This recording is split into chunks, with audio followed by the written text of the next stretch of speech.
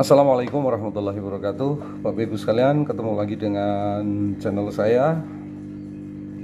Konten kita pada hari ini berbicara tentang manajemen SDM. Bahwa dalam perusahaan kita itu sering mendengar istilah HRM, yaitu Human Resource Management, atau dalam bahasa Indonesia disebut dengan manajemen sumber daya manusia atau yang mengolah SDM. Karena manusia adalah sumber yang paling berharga di semua organisasi. Tidak hanya sektor TI, perbankan, retail, asuransi, sumber daya manusia merupakan sumber yang paling penting dalam proses kerja organisasi. SDM merupakan suatu usaha kerja atau jasa yang diberikan sebuah organisasi dengan tujuan untuk melakukan produksi. Dengan kata lain, maka SDM adalah kualitas usaha yang dilakukan seseorang dalam jangka waktu tertentu guna menghasilkan jasa atau barang. Nah, kita semuanya dapat menyimak artikel dari Jojonomic berikut ini untuk memperoleh penjelasan lengkap mengenai HRM. Maka kita sebagai anggota sebuah organisasi atau usaha ataupun praktisi HR, tentunya kita akan menginginkan sumber daya yang mampu bekerja secara optimal. Itulah pentingnya sebuah organisasi ada HRM, Human Resource Management. Untuk lebih jelasnya, berikut ini akan kami tayangkan beberapa materi terkait dengan HRM itu. Tapi jangan lupa tonton dulu 2 menit. Kemudian apabila Bapak Ibu belum subscribe, segera subscribe. Sebelah kanannya ada lonceng. Pastikan lonceng itu adalah berwarna hitam agar info-info terbaru dari saya akan bisa Bapak Ibu sekalian langsung peroleh di nomor 1. Yang kedua, Bapak Ibu sekalian, jangan lupa juga Bapak Ibu sekalian klik jempol, berarti Bapak Ibu sekalian menyukai itu. Jangan hanya ditonton saja, baru kemudian Bapak Ibu sekalian komen. Mudah-mudahan silaturahim kita melalui YouTube ini dicatat oleh Allah sebagai amal silaturahim kita dan sebagai amal ibadah kita. Bapak Ibu sekalian, ikuti terus konten-konten dari saya hari ini terkait dengan HRM. Terima kasih. Kita sebut sebagai UMR, ya, itu adalah eranya satisfaction. Maka sekarang ini orang kadang-kadang nggak aware dengan satisfaction. Tapi bukan berarti kemudian meninggalkan sebelumnya survival satisfaction dianggap tidak penting. Tetapi ada satu hal yang lagi yang diinginkan oleh seseorang ketika bekerja di dalam sebuah perusahaan, tidak hanya survival, tidak hanya satisfaction, tapi engagement. Engagement itu keterikatan, hubungan antara dia dengan organisasinya. Berarti organisasi itu dengan pemimpinnya, dengan timnya, dengan tempat kerjanya, ya, dengan teman-temannya. Itu harus terbangun engagement itu. Nah, bahkan ke depan Bapak Ibu sudah muncul yang namanya orang bekerja dengan tujuan meaning and fulfillment, kebermaknaan dan pemenuhan. Jadi kenapa misalkan kita lihat ada muncul orang-orang yang mereka tuh lebih memilih menjadi seorang freelancer. Ya, freelancer itu karena mereka sudah melihat saya sebagai freelancer punya uang, tapi saya tetap bisa balance antara life and work saya. Saya masih bisa ngurus anak, saya bisa melakukan aktivitas di rumah, tapi tetap saya bisa bekerja gitu. Ini adalah artinya kita sudah masuk ke dalam era meaning and fulfillment. Dan kita harus sadari gitu, bahwa orang-orang itu akan seperti itu. Jadi kalau hari ini Bapak Ibu, kenapa saya kalau nyari pegawai susah gitu? Ya karena bisa jadi mungkin kita itu sudah bergeser dari era informasi kepada purpose. Kita tidak lagi belum memberikan apa yang dibutuhkan oleh mereka di dunia kerja, gitu ya. Nah, gitu. Itu yang pertama. Nah, kemudian Bapak Ibu, kita lanjut dari sisi desire employee karakteristiknya. Apa sih yang diinginkan oleh perusahaan? Tadi apa yang diinginkan oleh mereka yang bekerja? Nah, sekarang apa yang diinginkan oleh perusahaan? Nah, juga beda. Kalau daerah agraris ya kita bicaranya strength. yang kuat, yang fisiknya bagus, yang muda, yang sehat gitu ya, yang nggak mudah lelah gitu. Itu agraris. Era industri, gimana caranya? Efisiensi. Jadi adanya industri itu sebetulnya mengefisienkan. Yang dulunya mungkin membutuhkan banyak tenaga orang, kemudian ada industri ganti dengan mesin-mesin produksi, baik itu mesin tenaga uap atau tenaga diesel atau tenaga listrik.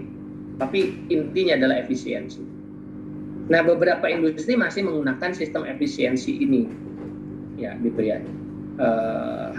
Kemudian geser ke information, muncullah perusahaan-perusahaan yang di situ kita mencari, perusahaan-perusahaan mencari orang-orang yang punya knowledge dan curiosity, pengetahuan dan keingintahuan. Artinya muncullah para profesional gitu. Dulu tidak ada orang IT, sekarang ada profesional di bidang IT dan lain sebagainya. Gitu ya. Dan biasanya ya mereka dibayar lebih mahal. Tapi it's okay karena memang dibutuhkan di era informasi. Nah, kemudian di era purpose nanti adalah orang-orang yang punya self awareness. Apa yang maksud dengan self awareness itu? Dia punya kesadaran. Saya itu punya kelebihan apa, punya kekurangan apa, saya kuat di bidang apa, dan saya bisa mengerjakan apa supaya saya bisa menghasilkan sesuatu yang terbaik. Gitu ya. Jadi harus nyambung antara purpose-nya perusahaan dengan purpose-nya pribadi, Bapak Ibu. Itu maksud saya. Gitu. Nah, purpose ini nanti akan berpengaruh kepada job design yang akan Bapak Ibu semua buat. Nanti kalau kita sudah masuk ke ranah sana ya, kita bicaranya kulit-kulitnya terlebih dahulu, karena ini menurut saya menjadi sesuatu yang penting, yang mendasar, yang harus Bapak Ibu semua pahami. Oke, kemudian satu lagi Bapak Ibu, bicara development. Daerah agraris, kalau ada pengembangan, bicara stamina. Gimana caranya saya itu stamina saya tambah bagus, tambah kuat, tambah sehat. Meskipun di era agraris ini ya semakin lama dia semakin tua, semakin lemah, dan semakin tidak mampu kan. Tapi diupayakan orang itu tetap staminanya cukup bagus. Era industrial, craft mastery. Makanya ada istilah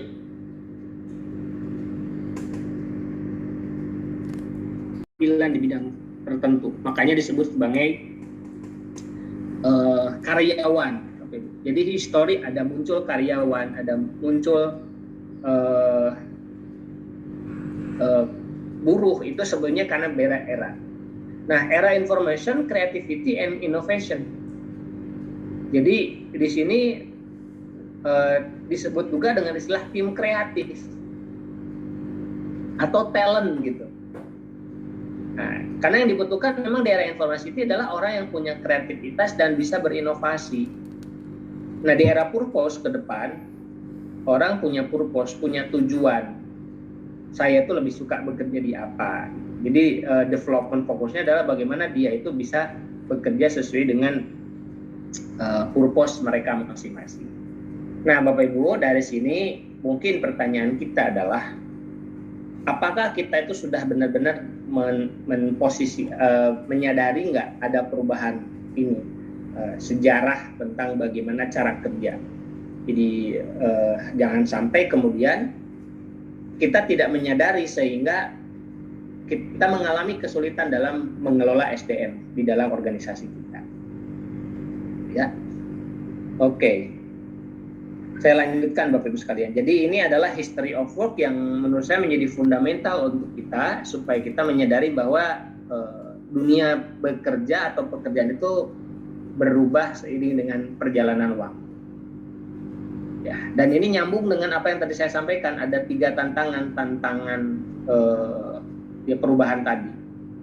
Gitu ya, jadi maka otomatis tadi ada 3 perubahan penting Bapak Ibu yang seharusnya ini menjadi concern kita.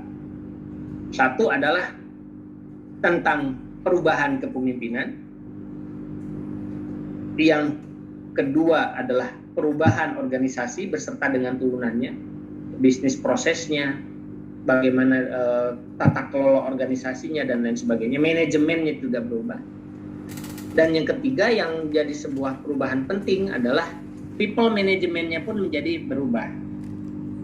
Cara mengelola orangnya juga berubah. Kenapa ya tadi? Karena kita menghadapi era yang berbeda, dunia yang berbeda, manusia yang berbeda.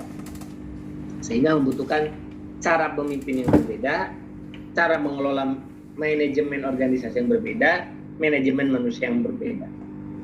Nah, kalau kita bicara terkait dengan leadership paradigma, Bapak Ibu, nanti detailingnya Bapak Ibu semua bisa baca di The 5.0 Leader. Saya sampaikan bahwa saat ini dunia kepemimpinan tidak bisa lagi dengan model-model komando. Makanya ada istilah from command to inspire. From command to inspire. Jadi gimana caranya tidak lagi komando, tetapi menginspirasi. Ini ada sedikit gambaran ya. Jadi suatu saat saya pernah mengikuti sebuah kelas HR bersama dengan para pakar-pakar HRD dan menghadirkan pembicara-pembicara dari perusahaan-perusahaan besar. Salah satunya adalah General Electric, Bapak Ibu, yang sudah punya 100 unit bisnis lebih dengan jumlah total karyawan lebih dari 100.000 karyawan kalau tidak salah di seluruh dunia, dengan usia perusahaan yang lebih dari 100 tahun, bisa dibayangkan ya. Suatu saat si pembicara itu bertanya kepada peserta, apa yang paling berat yang saat ini Bapak Ibu semua hadapi di tempat kerja Bapak Ibu sekalian? Mereka bilang satu hal, semua orang bicara menyampaikan hal yang sama, kurang lebihnya adalah turnover yang sangat tinggi. Nah, turnover yang sangat tinggi itu kita tidak bisa hanya melihat dari generasinya yang aneh, yang unik, tetapi ada satu hal yang penting, kata dia. Dia bilang begini, bahwa apa yang Bapak Ibu semua rasakan, itu pun kami rasakan. Apa yang Bapak Ibu semua alami, itu pun kami alami. Bisa dibayangkan,